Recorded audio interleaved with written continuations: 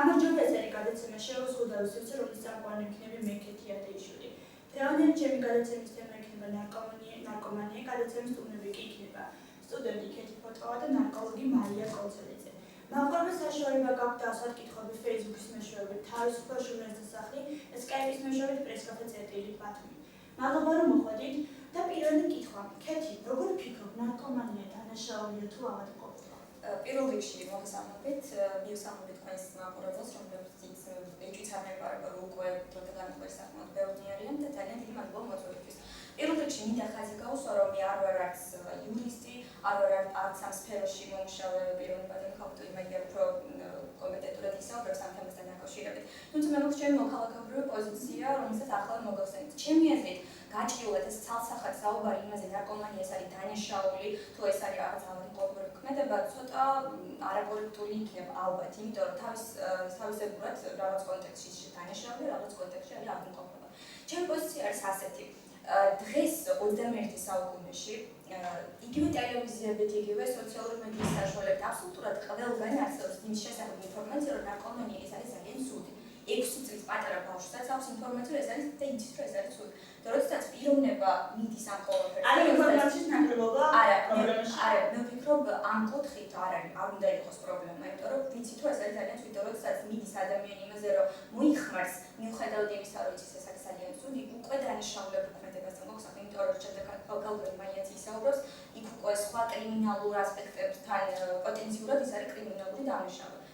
90% შემთხვევაში, როგორც ფაქტობრივია ისაუბრა, ჩვენ ხონდამენტზე საუბარი, ასეთ შემთხვევებში, იმიტომ შესაბამისად მე ვფიქრობ, ის უკვე თავიდან უნდა განვიხილოთ როგორც დანაშაული. თუმცა შემდგომ უკვე, როდესაც ვითარდება, ხდება იგი წარმოდამოკიდებული, რა თქმა უნდა, ავადმყოფობრივ ქმედებებში გადადის და უნდა დაექვემდებაროს მკურნალობას. ალბათ, ხაბატონი მარია, თქვენ როგორ ფიქრობთ, დანაშაულია თუ ავადმყოფობა? ახლა რა თქმა უნდა, როცა იქ საუბრობს ფიქრობს, რომ და ყველგან თანხმობა ეს არის დაავადება ქრონიკული, რომლის ჩამოყალიბებასაც აქვს მთელი წინა პირობები, ეს არის ბიოფსიქოსოციალური პრობლემა და დაავადებაც მოიცავს ამ სფეროებს. ძალიან კარგად და კომპეტენტურად ჩამოაყალიბა პოზიცია თავისი ამ დაავადების მიმართ მოქალაქემ და მე ვფიქრობ, რომ ეს უბრალოდ გასაგებია ყველასთვის, რომ დაავადება, რომელიცაც აქვს ძალიან ბევრი გართულებები, როგორც ჯანმრთელობის მხრივ, ისე ფსიქოლოგიურ და სოციალურ ჭრილში და სოციალურ ჭრილში კრიმინალური ქმედება, ეს არის ძალიან თვალში მოსახვედრი. ქეთი, კანონში წერია, რომ წარმოდამოკიდებული ადამიანი არის ავადმყოფი. აქედან გამომდინარე, ნარკომანი თუ ავადმყოფია და არა დანაშაული, რატო სჯიან მას? ან ციხეში რატო უშევენ და რატო არ მკურნალობენ? წარმოდამოკიდებული ადამიანი არის ავადმყოფი, თუმცა უნდა განვასხვაოთ ერთი მომენტი, რომელიც წერა გახსენე. ავადმყოფი თუ თავისი ქმედებებით, თუ თავისი კრიმინალური ქმედებებით საფრთხეს წარმოადგენს საზოგადოებას, ის უნდა იქნეს იზოლირებული. თუმცა იქ ფორმებზე შეიძლება ვისაუბროთ, როგორი ფორმით უნდა იქნეს იზოლირებული, უნდა არსებობდეს თუ არა იგივე საპატიმროებში სპეციალური რაღაც პროგრამები სამკურნალო. მე ვფიქრობ, მხოლოდ გამოკეტვა ერთ რაღაც საკანში არ იქნება შემდეგ შედეგის მომცემი და შეიძლება ადამიანი დაღუპვამდეც კი მივიდეს. რაღაც პროგრამა არის მოსაფიქრებელი, შესაძლებელი, არ ვარ მეცემის კომპეტენტური არსებობს თუ არა თავისი პროგრამები და რაღაც პოლიტიკა შევცვალოთ და მოვიფიქროთ, რომელიც უფრო ოპტიმალურად მოერგება მსგავს სიტუაციებს. მკურნალობის რა მექანიზმი არსებობს, რაც კონკრეტულად მისაუბრა მკურნალობას? სად ეს პოტენციალურ სისტემაში ჩვეულებრივად ზოგადად არსებობს მკურნალობის მეთოდები, არსებობს სტაციონარული მკურნალობა, არსებობს ამბულატორიული მკურნალობა.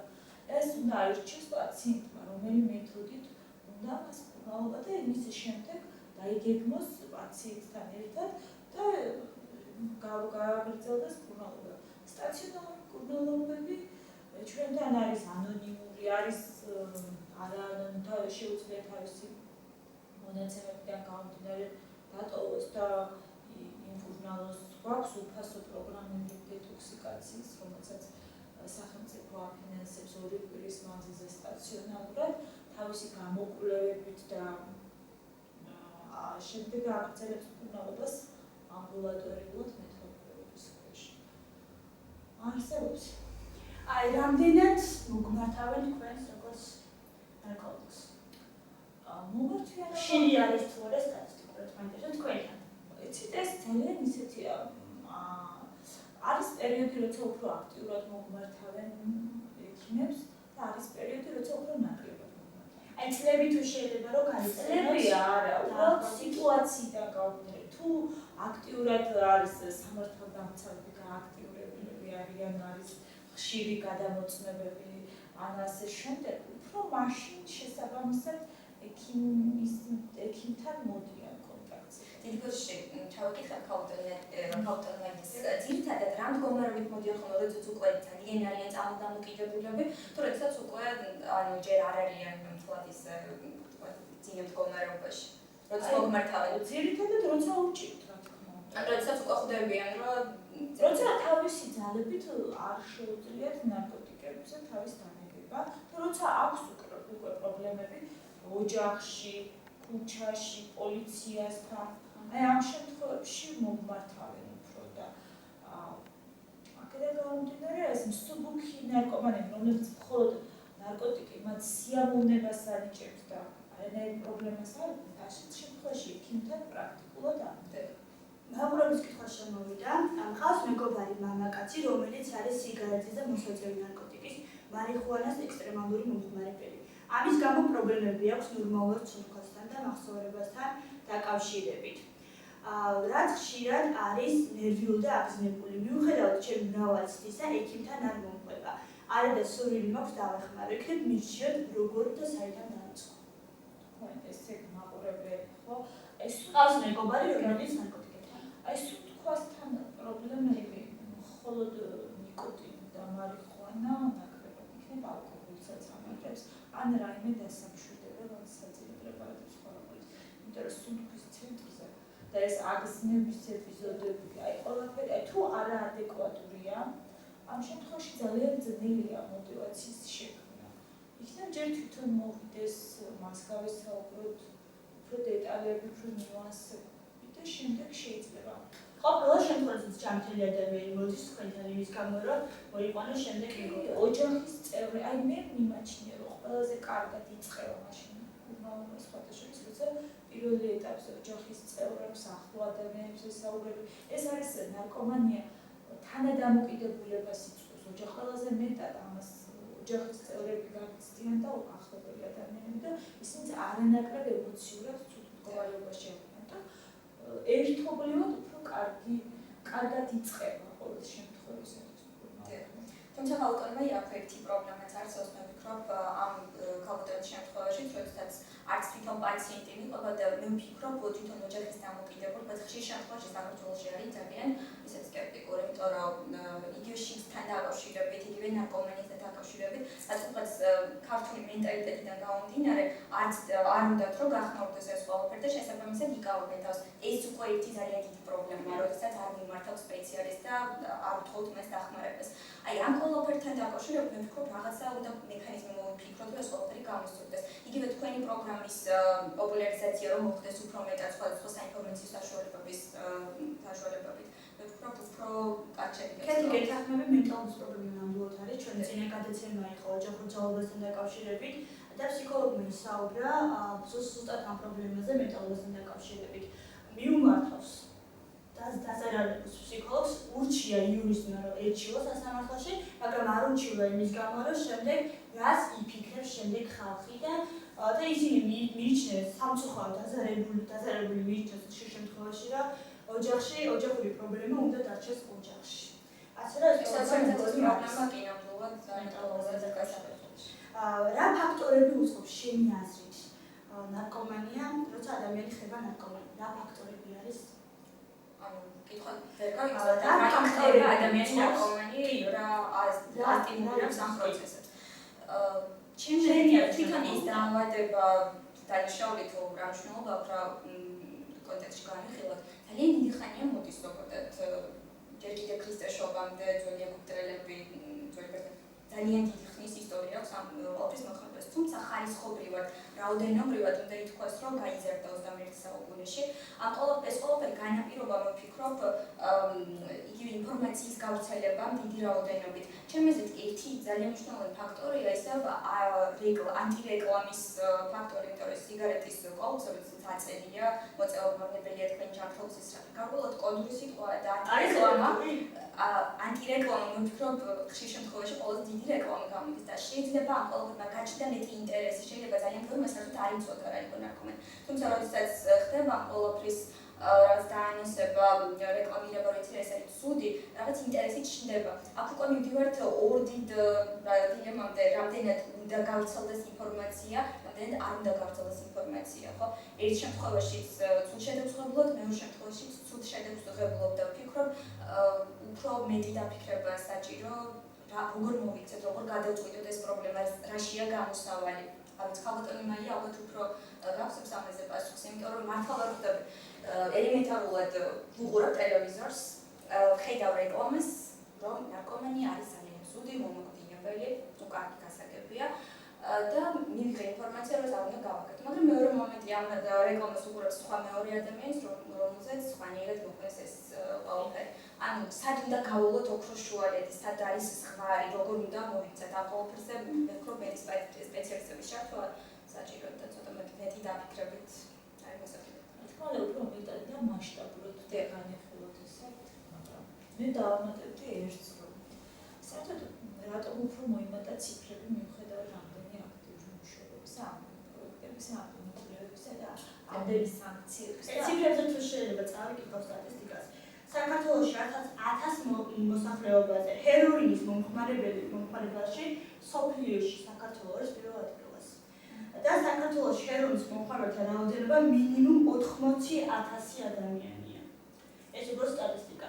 ანუ გეთანხმებით ციფრები რა თქმა უნდა ძალიან კატასტროფულად მაღალია. ხო, მაგრამ აქ ალბათ ბევრი რაღაცები უწყობს ხელს და საერთოდ ადამიანი, რომელიც თავისი ფსიქოლოგიური განვითარება, სტრესი, ამდენი ემოციური ცვლილებები, გარემო რაც უფრო ფართოვდება, ადამიანის ფსიქოლოგიური მდგომარეობა უფრო მეტად მძიმდება და შესაბამისად ნარკოტიკი უფრო აადვილებს, ამარტივებს რეალურ ცხოვრებას, ვიდრე ადრე, როცა ამდენი ტექნიკა, როცა ამდენი პრობლემა არ ქონდა ადამიანს და აი ფსიქოლოგიის აზრით სამი მიზეზი არსებობს ყველაზე მთავარი, როდესაც ადამიანი იხებულობს ნარკოტიკს. არ ვიცი თუ მაინტერესებს თქვენ ეთანხმებით თუ არა ამ სამ მიზეზს. პირველი ეს არის მოწყენილობისა და ცნობის მოყარების დროს. მეგობრთა თავყრილობის დროს ერთდროულად გამოყენება, სადაც მეგობრები ერთად არიან და მესამე ყველაზე რეალური, არსებული რეალობიდან გაქცევის სურვილი. რამდენად ეთანხმებით ამას? არის თუ არა ზოგადად ისე? მართალია აბსოლუტურად შეიძლება ვერ ამოწუროს ყველა შემთხვევაში, თუმცა ყველაზე მთავარი მიზეზი იყო ეს. მიზეზებს შორის თუ განვიხილოთ, მე ვფიქრობ აბსოლუტურად მართალია, იმიტომ რომ ცნობის მოყარების ფაქტორი განსაკუთრებით ჩვენს ახალგაზრდებში არის ალბათ ყველაზე მაღალი, აკრძალული ხილის არ იყოს. და რაც შეეხება მესამე ფაქტორს, რეალობისგან გაქცევას, ზუსტად ესეთი ცხოვრება მოიტანა. ხო, არ პატარა, რაც უფრო აი განვითარდა ადამიანის პრობლემები შესაძლებელია. პრობლემები უფრო მეტი წამოვიდა და ამიტომ რეალობის სამყაროდან გასვლა ამით ყველაზე ადვილი და მოსახერხებელი. კითხვა შემოვიდა საბატონო თქვენ ხალხატონო მარია. ამ ამბულატორიული კურნალობა უფრო მეტია თუ სტაციონარული და არის თუ არა მთლიანად განკურნების ფაქტები და სტატისტიკურად როგორია თითოეულ შემთხვევაში? იცით, მთლიანად განკურნების ფაქტები არსებობს ნარკოლოგიაში. ზოგადად 100 პაციენტიდან 5-3 თუ ანებებს აბსოლუტურად ნარკოტიკებს. თავს ეს არის ძალიან კარგი სტატისტიკა და მყარი. სამწუხაროდ ახლა არა ბათუმში ჩვენი მუშაობის გამოცდილების თუ 10 წლიანი სტაჟი მაქვს, ყავს პაციენტები, რომლებმაც დაანებეს თავი და მაქვს ურთიერთობა და ვიცი, რომ კარგად და პრაქტიკულად ნორმალურად გრძნობენ თავს და პირიქით ოჯახი შექმნეს, სამსახურები დაიწყეს და ასე შემდეგ. და რაც შეეხება ამბულატორიული მკურნალობა, უფრო მეტი, აი ამბულატორიულ მკურნალობაში გულისხმობ, თუნდაც იგივე მეტადონის შემოსვლით თერაპიას. ეხლა სამსახური ახსენეთ უკაც რა ხო? ნამდვილად არის, როდესაც ნარკომანს დაუწყეს სამსახური მუშაობა. როგორ არა? იმიტომ რომ ისევ მენტალობიდან გამომდინარე, დარწმუნებულია 90% არა იყვანს ნარკომანს. იცით, მე მქონდა ესეთი პროექტი იყო შრაიცარელების მიერ დაფინანსებული, არის სამთავრობო ორგანიზაცია თანადგომაში მუშაობს, სოციმუშაკად და მქონდა, როცა ნარკოტიკების მომხმარებლებს, ან ყოფილ მომხმარებლებს, ან მეტადონის პროგრამის პაციენტებს, ესე იგი, უფინანსებდა ხელფას 3-დან 6 თვის მანძილზე საშუალო ხმას. თუ რა თქმა უნდა დამსაქმებელი აიყვანდა ასე ვთქვათ ზიანს, ფაქტურად მისთვის გამოდიოდა უფასო მუშახელი. მაგრამ იმ პირობით თუ ეს ადამიანი გაამართლებდა მუშაობას დამსახურს, უნდა დაეტოვებინათ იმ პოზიციაზე. თქვენ წარმოიდგინეთ ახლა ციფრები ზუსტად რა თქმა უნდა არ მახსოვს, მაგრამ მახსოვს რომ გარკვეულმა პაციენტებმა შეინარჩუნეს ეს სამსახურები ამ პროექტის ფარგლებში.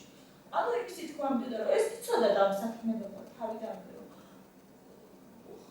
აყავდა სამსახურში ნარკომანი, ან მეტად ყოფილი ნარკომანი და ეს ყველაფერი იცოდა და წარმოგიდგენთ მოდიოდა თანამშრომლობაზე კერძო სამსახურები რა თქმა უნდა უფრო. და როგორ არა ჩვენ მეტად ისეთი პაციენტები ნარკოტიკების მომხმარებლები შედარებით სტაბილურები არიან შემოსუნარიანები და აქვთ სამსახურებიც.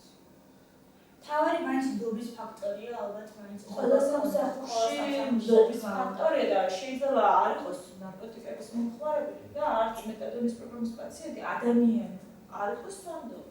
აი ეს მეტადონის პროგრამა ახსენეთ და აი მაყურებელს რო აუხსნათ უბრალოდ რას მოიცავს ეს მეტადონის პროგრამა. მეტადონის პროგრამა ეს არის პროგრამა, რომელიც ამცირებს ნარკოტიკებით ჩადენილი დანაშაულების და ინფექციების გავრცელების რისკს და ეძლევა ადამიანს სურვილი შანსი ნარკოტიკებს დააღწიოს თავი ამბულატორიის პირობებში. ანუ ეს არის ნარკოტიკი, ლეგალური ნარკოტიკი, რომელსაც ღებულობს პაციენტი ექიმის მეთვალყურეობის ქვეშ. და რამდენი შედეგიანია ეს პროგრამა? შედეგი ძირითადად ყოველთვის აქვს თავისი პრინციპი, ანუ რატომ არის მეტადონის პროგრამა, იმასთან დაკავშირებით თუ შეხედავთ. შედეგი ყოველთვის აქვს, თუნდაც ის რომ ზიანი შემცირდება, ის რომ დეკრიმინალი ხდება ნარკომანი, ის რომ ინფექციის გავრცელების მხრივ აღარ არის საშიში. ეს უკვე შედეგია. თუ მაინც და მაინც იმ ჭრილში შეხედავთ ნარკოტიკს თავი აბსოლუტურად დაანებოთ, ეს ძალიან მაღალი პრეტენზია მეტადონის პროგრამისთვის.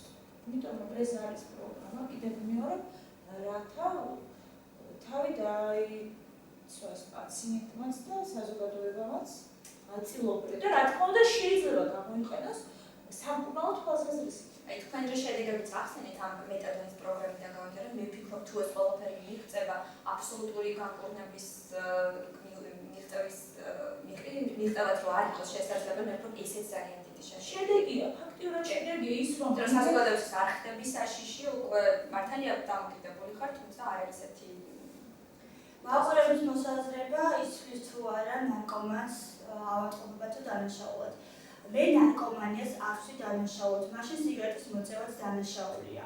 ნარკოტიკისა და სიგარეტის მოწევაც მხოლოდ საკუთარ თავს აყენებს ზიანს. უბრალოდ განსხვავება მხოლოდ სიძლიერეშია.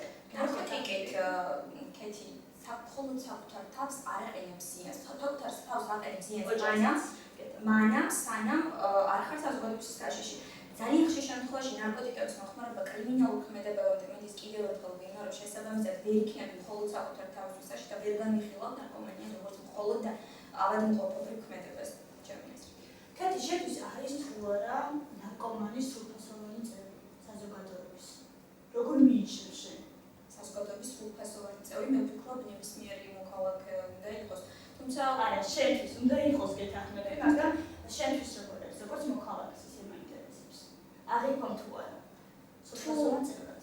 აღიქვამ იმ შემთხვევაში თუ ჩემს ინტერესებს არ შეეხება, თუ ჩემს თავისუფლებას არ შეეხება, თუ მე არ მომაყენებ ზიანს. თავარია ეს რაღაც ბალანსი დაიწყოს. სხვა მხრივ მე ვფიქრობ არ უნდა იყოს პრობლემა. მეტადონის პროგრამით რამდენი ადამიანი არის დღეიდან? ამჟამად გადის მეტადონის ჩანაცვლების თერაპიას 107 პაციენტი. რომელიც დაფინანსებულია გლობალური ფონდის მიერ, ეს ნიშნავს, რომ პაციენტისთვის უფასოა. შემდეგი კითხვა, თუ ადამიანს არ სჭირია თვითმკვლელობის მცდელობის გამო, მაშინ რატომ უნდა დაესაჯოს ნარკომანი თუ ის ნარკოტიკის მოხმარებით მხოლოდ საკუთარ ჯანმრთელობაზე სიცოცხლეს აყენებს ზიანს? ძალიან ისეთი ფილოსოფიური შეკითხვა ვფიქრობ. მე მგონი წინა შეკითხვის გაგვიწყდება ზიანს აყენებს ოჯახს და ამაში მეც გეთანხმები, იმიტომ რომ ნარკომანი მხოლოდ საკუთარ თავს არ აყენებს ზიანს, იმიტომ რომ ორმაგად განიცდის სულ მცირე ოჯახის წევრები და საზოგადოება. საზოგადოებისთვის და საშიში. კი.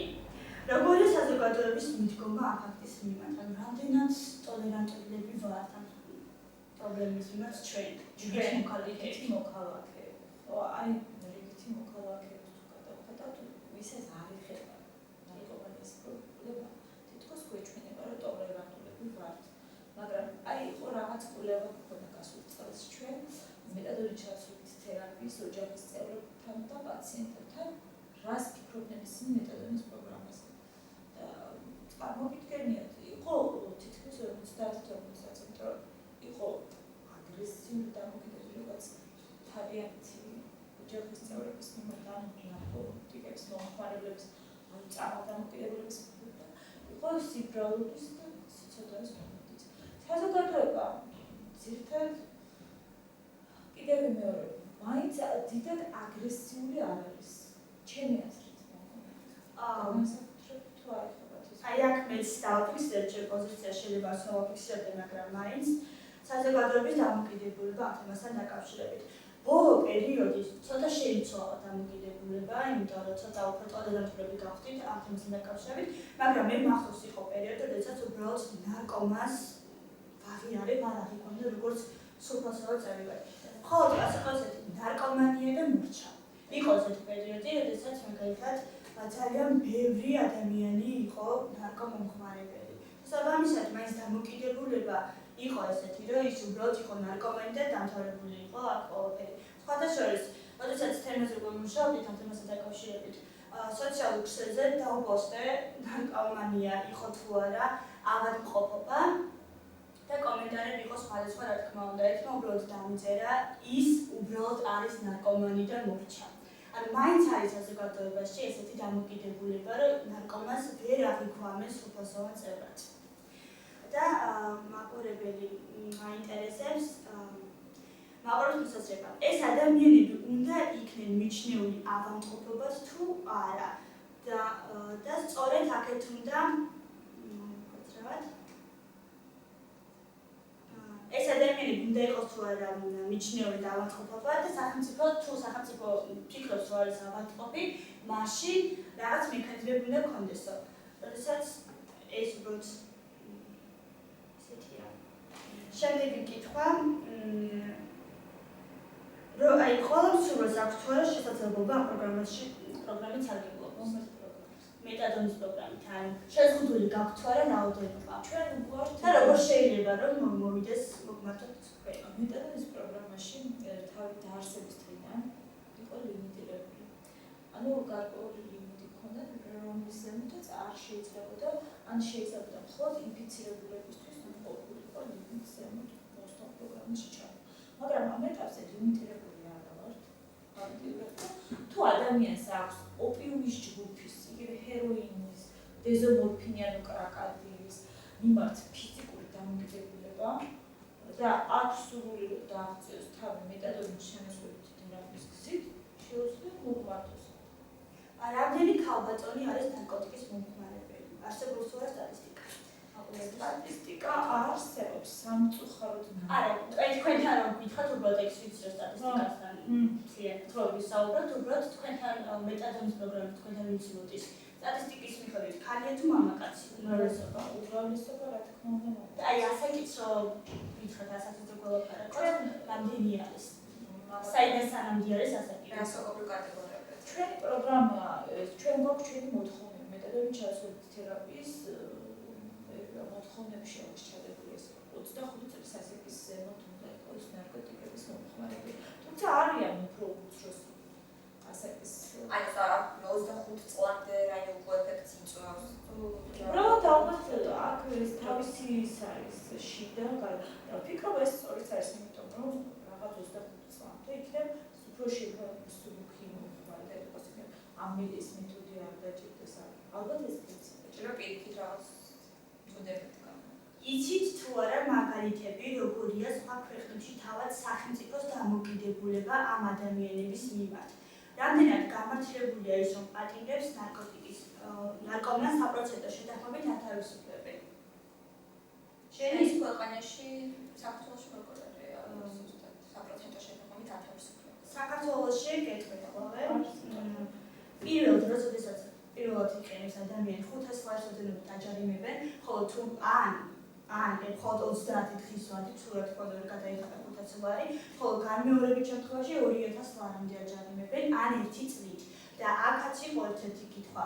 თუ ხო შეიძლება სწორედ ეს თანხა, რომელსაც იხდის ნარკომანი 2000 ლარს, სწორედ საკუთარ მკურნალობის დროს რომ გამოადგეს, ანუ ეს თანხა. კეთი გეტყვი ახლა ჩემს პოზიციას ან ნახავ პირველ მოხმარებაზე პირველ შემთხვევაში როდესაც ხდება დაჯერება ვფიქრობ არის დურები იმიტომ რომ შეიძლება ეს იყო ერთხელ და მოსჯენის შემდეგ აღარც განმეორდეს დაუშვათ კეთი განმეორებს დანაშაულს აგოიძახიო ეს ნარკომანი არის უფრო დანაშაული ვიდრე აღარ ყოფილა ეს სწორედ 500 ლარიანი ჯარი ხო არ არსებობს ამ დანაშაულს შენი აზრით არა მსუბუქებს ჩემზე შესაძლებელი იქნებოდა ან თანხის რაოდენობა უფრო მაღალი ყოფილიყო მიფიქრობ ეს უფრო რაღაც კუთხით მაინც ცოტათი მაინც შეამცირებდა მათ რაოდენობას მაგრამ რაც ეხება განმეორებით შემთხვევაში ჯარიმის დაკისრებას ეს უკვე არის ჩემი აზრით არასწორი იმიტომ რომ როდესაც ადამიანმა ერთხელ მოიხმარა და რეალურად არაფერი არ შეიცვალა გადაიხადა ჯარიმა მეორეჯერ წავიდა ისე მოიხმარა და კიდე აჯარიმებ თანხით ცოტა ისეთი მომენტია ვიფიქრობ ან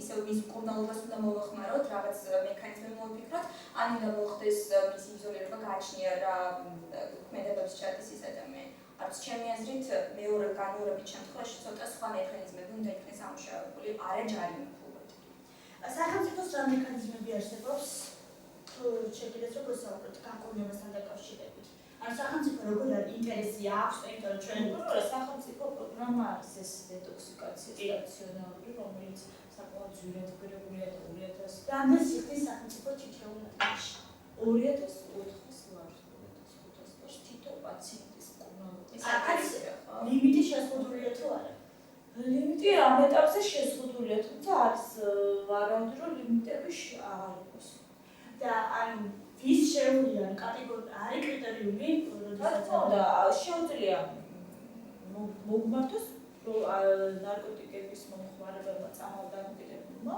რომელსაც აქვს ფიზიკური დამოკიდებულება ნარკოტიკის მიმართ და არ შეუძლია თავისი ძალებით განემოს დააღწიოს. ოღონდ ერთადერთი ეს არის როცა სახელმწიფო პროგრამაში უნდა პაციენტს მკურნალობა იქ ანონიმურობას ვერ ვინარჩუნებთ ვინაიდან ეს თანხა ავალდებული ვართ ანგარიშგების დროს მონაცემები მივცეთ ვის დაიხარჯა კეთი ანუ ჩვეულებრივ მოქალაქე რომ გამოითხოვოს ინფორმაცია ჩვეულებრივ მოქალაქე მაგრამ სახელმწიფო ბაზაში სახელმწიფო ბაზაში ხო ანუ ის თანხა სადაც ვინც გამოყო ეს თანხა იმას უნდა გქონდეს ვიზე დაიხარჯა ეს თანხა ინფორმაცია და შესაბამისად ნარკოლოგიის ცენტრიდან როცა წავა ეს მონაცემები ლოგიკურია რომ დადგება ამის ანუ გარკვეულ ასპექტებში კონფიდენციალურობა მაინც შენარჩუნებულია. დადგება შენარჩუნებულია. ანონიმურობა ეს ყველას ვაფრთხილებ.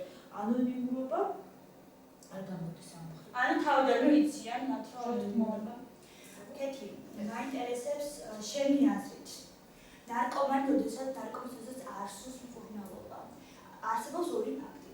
პირველი შეიძლება იყოს ეს დაკავშირებული ანონიმურობასთან, თუ იმასთან რომ უბრალოდ მას არ უნდა მკურნალობა. შენ როგორ ფიქრობ? ვფიქრობ გააჩნია თვითონ მის მდგომარეობას ეს ანონიმურობა განაპირობებს ამ ფაქტს. რომ ადამიანს არსოს მკურნალობა, იმიტომ რომ შეიძლება თავისი მონაცემები იყოს საჯარო. არა, ვფიქრობ აქ ნებისმიერ მოქალაქეს როგორც ქალბატონმა ითქვა არ მიეწვდინება ხედი მის მონაცემებზე. უბრალოდ ეს თვითონ მათ სახელმწიფო სტრუქტურაში თავისთავად ფიქსირდება. ამ კუთხით ვფიქრობ არ უნდა იყოს პრობლემა, თუმცა მაინც საქართველოს პატარა ქვეყანაა, მაინც ინფორმაციები გადის იგივე სამეზობლოში, იგივე სანაცნობოში. ძალიან რთულია საქართველოში რაიმე დამავალ. შესაბამისად, ვფიქრობ ეს ფაქტორები უფრო მეტად არ ვიდრე ის, რომ იცი რა მე ლაიქ მივალდა იქ პროგრამაში ჩავეწერებ და ჩემი ანონიმურობა არ იქნება. ეს მომენტი ნაკლებად მეგონი. მეორე საკითხი კიდე რამდენად უნდა მას თვითონ მკურნალობა. აქ გასათვალისწინებელია თვითონ პაციენტის მდგომარეობა, რამდენად არის დამოკიდებული, რამდენად ფიქრობს იმაზე, რომ იცი რა მე უკვე აღარ შემიძლია. ალბათ ფაზებია ხო რაღაც იგივე. აი გაჩნდა რომელ ეტაპზეა, როცა ნარკოტიკი მხოლოდ ეიფორიას და სინამდვილეს ანიჭებს ადამიანს, იმას მკურნალობაზე ვლაპარაკი არა, არც თulis რომ ის რაღაც მკურნალობას უნდა იქვემდებარა. რაღაც პრობლემები როცა მოდის, ძირითადად მოტივაცია შემდეგ ჩდება მკურნალობის.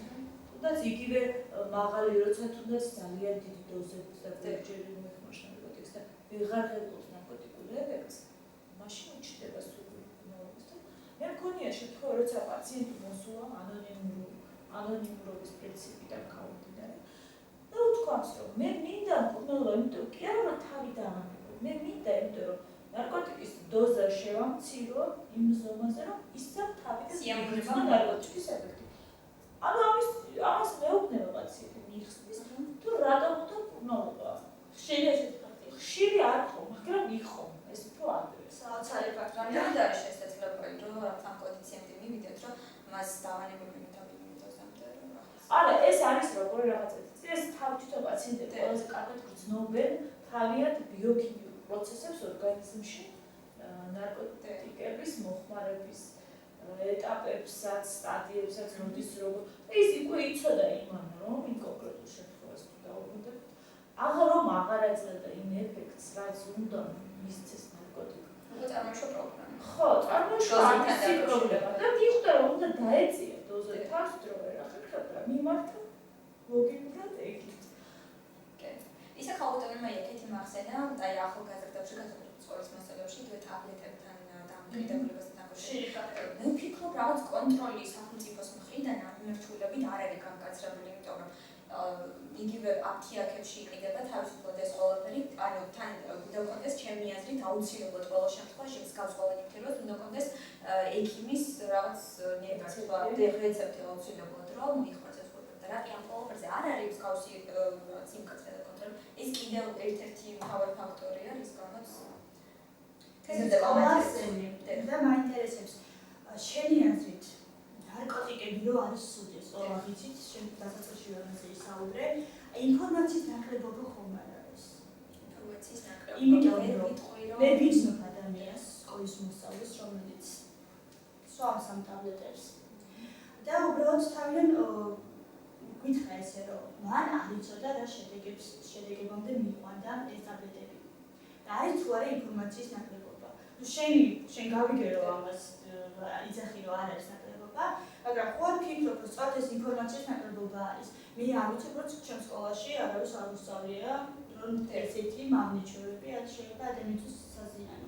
რა თქმა უნდა, კაითი, გაცილებით უკეთესი იქნება თუ უფრო აქტიურად ვიმუშაოთ ამ ინფორმაციის გავრცელების მიმართულებით, იგივე სკოლის მოსწავლეებს უფრო ადრეული ასაკიდანვე ვეტყვით იმ უარყოფითი შედეგების შესახებ, რაც შეიძლება მოხდეს იგივე ამ ტაბლეტების მოხმარებას, იგივე უფრო ძიმე ნარკოტიკების მოხმარებას. აი მექანიზმებს, მაგრამ იცი მხოლოდ თეორიული ცოდნით, რაღაც ტრენინგებით მაინც და მაინც ეფექტური არ გამოდგა, როგორც ჩანს. არ ვიცი, ამაზეც სამშობლო და საფიქრებია რა ალტერნატიული რა უნდა მოვიფიქროთ. იმიტომ რომ ჩემი აზრით მაინც და მაინც რაღაც შედეგზე ვერ ვართ ორიენტირებული. მაყურებლის კითხვა, ყველაზე საუკეთესო შემთხვევაში რა ვადებში შეიძლება განიკურნოს ნარკოტიკი? ნარკოტიკა დაინტერესებს. ხო, ანუ უფრო როდის ჩავთვლით, რომ ის განკურნებული ხო? საერთოდ ესეთი ის არის კანონი და ეს ალბათ გამომდინარეობდა იქიდან, რომ ამის შესაბამისი ის არსებობდა გამოცდილება არსებობს და შემდეგში ესეთი. იმისათვის რომ ადამიანს მომხმარებელს, ან ყოფილ მომხმარებელს, რომელმაც დააღწია თავი ნარკოტიკებს მომხმარება, აბსოლუტურად ფხიზელი, ადეკვატური, არც ალკოჰოლს არ ფხიზელი ცხოვრობს, ასეთმა ადამიანმა უნდა დაიწყოს დინამიური მეთოდულობაზე სიორული. დაახლოებით იყო ადრეს 5 წელი. და 5 წლის შემდეგ, ანუ აბარებდა ანალიზს ყოველ თვეში, შემდეგ ყოველ საფრთხეში, შემდეგ კვარტალში ერთხელ და საბოლოო ჯამში ყველა შემთხვევაში როცა ფხიზელი და მოწესრიგებული პაციენტი იგდებოდა დოკუმენტაცია, ამის შემდეგ გადაწყვეტილება კომისიურად წყდებოდა, რომ ეს სამი სერტიფიცირებული ნარკოტიკის გადაწყვეტილება ითვლებოდა, რომ ეს ადამიანი არის ამ ეტაპზე ჯანმრთელი და შეიძლება და ცნობის მიცემა, რომ ამჟამად ნარკომანი არ არის. ოჯახის გაწეული პროცესია. და იმიტომ რომ თვითონ დაავალება თავისი მექანიზმი საკმაოდ რთული და მძიმე. და მე ვფიქრობ, რომ ეს ძალიან სწორი. აი თუ არა და მაგრამ მყარიდან ბრად მაინც არ არის, იმიტომ რომ არავინ არ იცის, როდის შეიძლება გამწვავდეს. ქალები რამდენად ხშირად მიმართავენ ნარკოტიკს? მიმართავენ, მაგრამ მინდა გითხრა, ფიქრობ საკმაოდ დახურული ჯგუფია მაინც ქალი მომხმარებლები რა.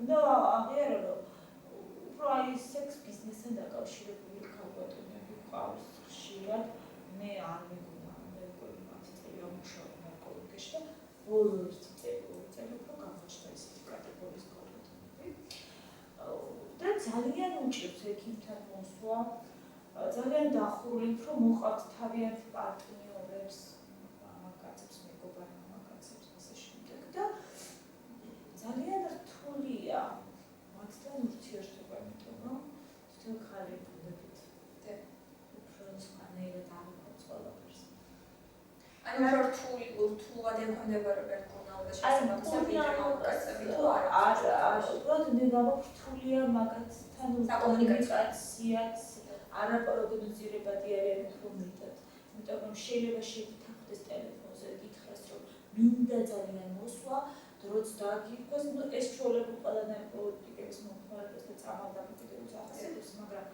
ამათში უფრო მეტად არის ეს არა ისა აი მიზეზი რა არის კეთილგოდში ეს ადამიანები ოჯახს ეკიდებიან საზოგადოებას თუ რა არის მიზეზიც ქალბატონი რომელიც არის ნარკომომხმარებელი არ მოდის თქვენთან დასახმარებლად მიზეზი ჯერ გეტყვით რომ ძალიან დიდი აგრესია აი წამალდამოკიდებულებაზე ხო თქვენ თვითონ ზავაში რომ აგრესია მაინც არის საზოგადოება აი ქალებზე უფრო მეტად აგრესია არის და ერთ-ერთი კოლევის ერთ-ერთი კითხვაში იყო ესეთი და მქონდა ჩადებული კითხვა აი რას ფიქრობთ ქალბატონმომხმარებლებზე და თვითონ მომხმარებლებიც ძალიან აგრესიულად და ძალიან ხალიდან არა მომხმარებელს აი ჩვეულებრივ იურისტებსაც ეხებოდა ეგ შეკითხვა ჩვეულებრივ მომხმარებლებს ყველასთან მოდის ერთი და ეგ აგრესია აი განსაკუთრებით უფრო დიდი აგრესია ვიდრე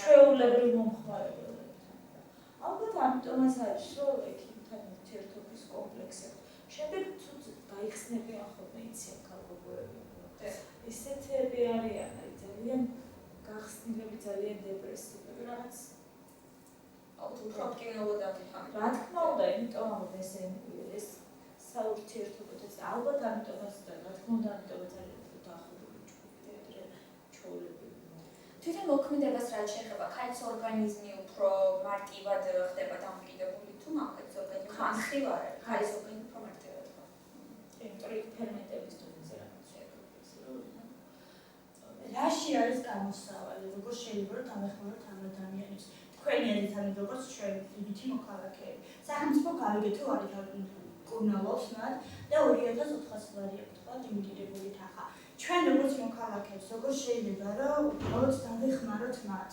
ან გავაგებინოთ რომ ნარკომანი არის ცუდი გეთანხმებით მგონი ყველა მძიმე ხა 21 საუკუნეში ამის პრობლემა არ არის მაგრამ შენი აზრით როგორც მოქალაქე რაში ხედავ გამოსავალს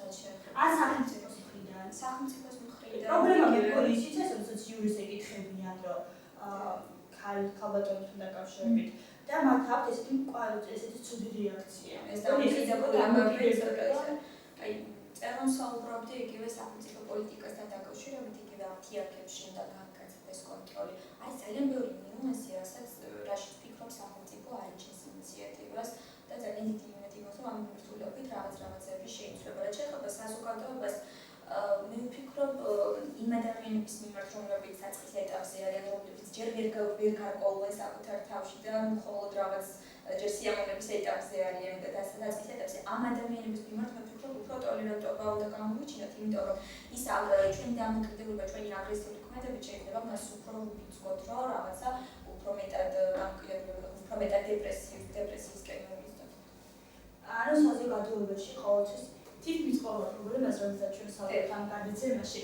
ნებისმიერ თემასთან დაკავშირებით ყოველთვის მივდივართ დასკვნა არის მხოლოდ ერთი რომ საზოგადოებაში არის ძალიან დიდი პრობლემა ეს იქნება მომზადებისა და მშობლების ურთიერთობის დროს ძალადობის ოჯახური ძალადობის დროს თუ თუნდაც ნარკომანიასთან დაკავშირებით იმიტომ რომ ჩვენ თვითონ საზოგადოება ვერ აღვიქვამთ ამ ადამიანებს სრულფასოვან წელებად მე მგონი ამაში დამეთანხმება მაყურებელს თქვენ ქალბატონო მაია რა შეხედათ გამოსავალს და დავასრულოთ გადაცემას გამოსავალს საერთოდ ეს არ არის მარტივი და აქ რეალურ გამოსავალს არ უნდა ვიძებდეთ პირველ რიგში.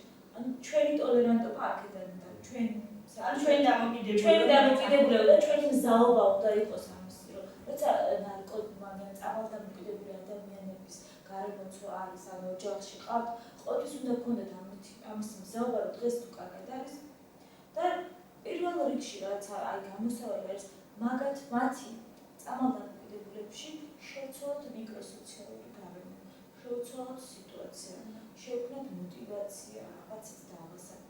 ეს мотивация არის ყველაზე თავი დეტოქსიკაციის პროგრამები ძალიან კარგია და ძალიან სამწუხაროა მომართვიანობა ჩვენ არ აგვაქვს ძალიან აქტიური და ძალიან კარგი იქნება თუ თქვენი მხარდაჭერა თუნდაც ამხრივ იქნება და საერთოდ ვფიქრობ უფრო რეალიზაციისკენ წავიყვანოთ მომხმარებელი. უნდა გავითვალისწინოთ რომ წამალდამოკიდებული ადამიანი ეს არის რესურსი, არარეალიზირებული რესურსი საზოგადოების და რომელიც არის ძალა, რომლის რეალიზაციაში, რომლის გამოყენება შეიძლება და ამ მხრივ ჩავდოთ მათი პოტენცია რაღაცაში.